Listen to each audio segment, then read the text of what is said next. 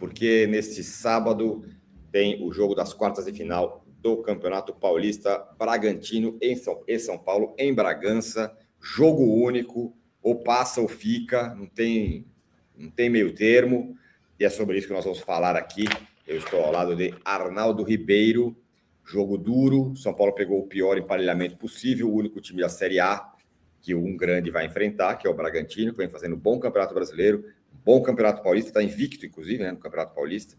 Ou está invicto ou não tomou pouco gol, tem uma história boa aí pro lado do Bragantino. Acho que está invicto, né, o Bragantino. Está invicto. Até agora no Campeonato Paulista, então o jogo é osso e é sobre ele que nós vamos falar. O São Paulo, pelo menos, está com a sua força total e vai com a força total, não tem esse negócio de priorizar tal, vai com tudo no Campeonato Paulista.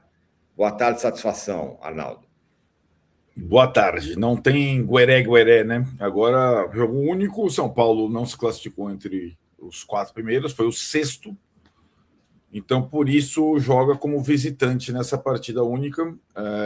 E, de fato, não tem outro termo, pegou o pior adversário, né, dos grandes, né? Não tem nem comparação com os demais, né? Ainda tem aqueles aspectos, né? Eu estava até vendo aqui o informe do São Paulo. O São Paulo nunca venceu o Bragantino em Bragança, versão Red Bull. Na verdade, já são... Olha o histórico, Tironi. 5 derrotas e 4 empates em 9 partidas. A última vitória em Bragança, Paulistão de 2019, eu estava lá, 2-0, pouco antes do anúncio da parceria entre Bragantino e Red Bull. Então, ou seja, na era Red Bull nunca ganhou, nada. São Paulo nunca venceu. Na verdade, o São Paulo não precisa necessariamente vencer para se classificar, lembrando sempre o regulamento, se empatar, vai para os pênaltis, né? Então, tem isso, né? Muito bem. Bom, chegou o Cauli. Essa semana, nessa sexta-feira, teve aquela treta toda de bastidores, com a história dos ingressos, conselho consultivo, a torcida foi lá, deu uma chegada mais forte na galera do conselho consultivo lá, ex-presidentes e tal. O Aidar foi pressionado pela turma, o Casares teve que sair escondido no carro. Mas, enfim, esse negócio meio que passou. E agora a concentração é no jogo. O São Paulo está completão. Não vai ter... Está todo mundo aí. Inclusive o Arboleda voltou. Cauli já está com a galera, certo? Vai completo. O São Paulo teve uma semana sem jogos, né? Teve descanso, folgou 2 dias depois do Carnaval. Aliás, durante o Carnaval. E aí teve, de fato, a primeira semana de treinos do Cauli, foi apresentado, vai para o banco, já é um reforço importante. E alguns retornos, né? O Arboleda voltou do Equador, fez poucos treinos, mas está à disposição. O Ferreirinha, que tinha ficado fora do banco no último jogo por desgaste muscular, também treinou normalmente. E talvez o titular que estava fora por uma questão médica, com uma pancada na coxa, o Bobadilha também voltou normalmente aos treinos. Então, o São Paulo praticamente completo. Por incrível que pareça, dessa vez, o adversário tem mais desfalques do que o São Paulo. O São Paulo está mais inteiro para esse jogo.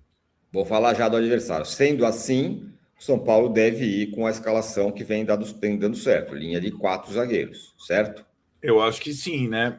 Até porque o Bragantino também é um time que, assim como o Grêmio, assim como outros adversários recentes do São Paulo, joga com 2 pontas abertos fortes, um centroavante e um meio. Joga meio no 4-2-4. E que o sistema com linha de 4 se encaixa melhor nessa situação, né?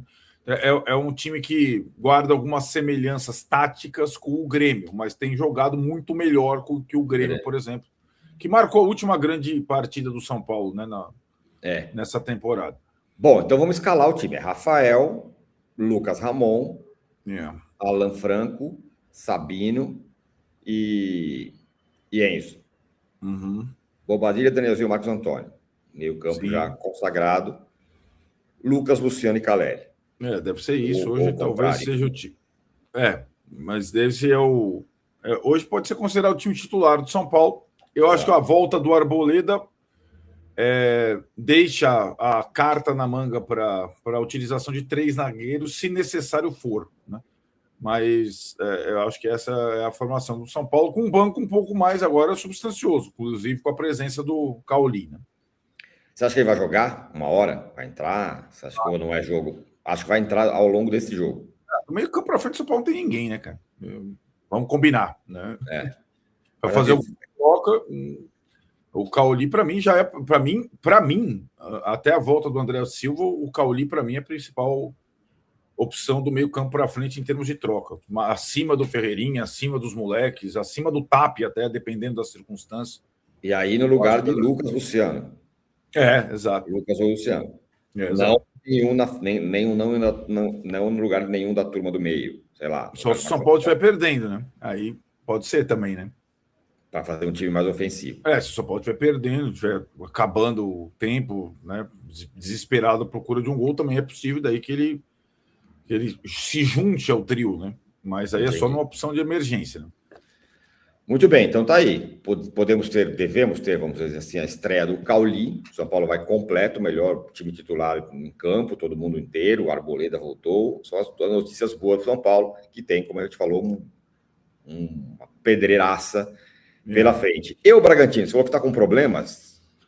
O Bragantino teve alguns problemas de lesão ao longo da temporada. Na verdade, já há alguns jogos ele não conta com jogadores importantes, né? O Sacha, por exemplo, está machucado.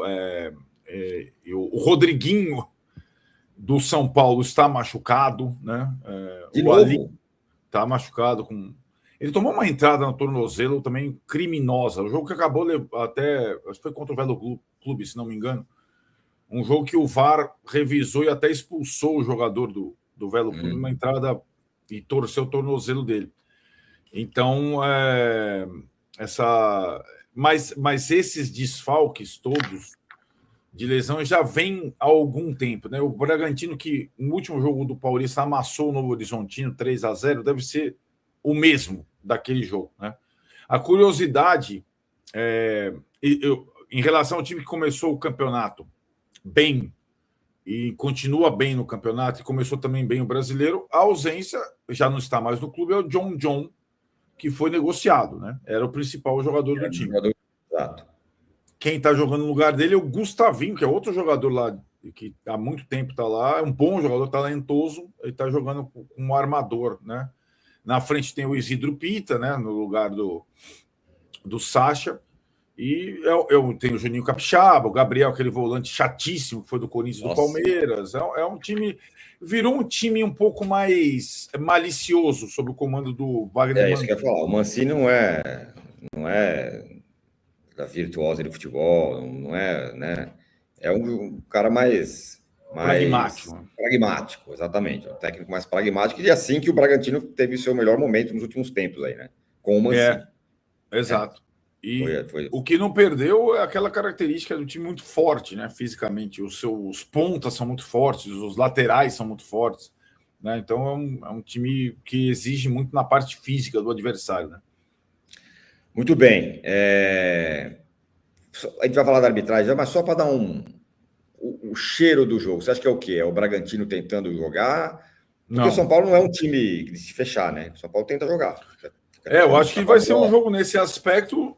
Vai ser um jogo, não digo franco, mas vai ser um jogo em que os dois times vão tentar controlar o jogo. O São Paulo, com esse trio de meio, ele tenta controlar o jogo. Tenta controlar o jogo, exatamente. Né?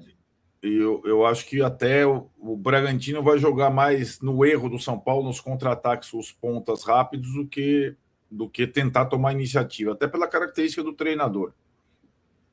Fico seguro com o Enzo, pelo lado, que eu acho que ele é um muito bom marcador. Eu acho o Lucas Ramon um cara mais ofensivamente melhor. Te preocupa isso? Não que eu deva jogar, não é isso. Não, eu acho... Você ganha por um lado, mas ao mesmo tempo, né? Quem marca melhor com o lateral direito do São Paulo é o Cédric, mas ele está indo no final da fila. O Mike também não é um exímio marcador, e o Mosqueira, que costuma jogar lá na ponta esquerda, é um touro. Agora também, o Lucas Ramon enfrentou o Mosqueira e o Bragantino algumas vezes pelo Mirassol. Isso é verdade. Não é uma novidade para ele, né? Tem razão. Então tem isso também, né?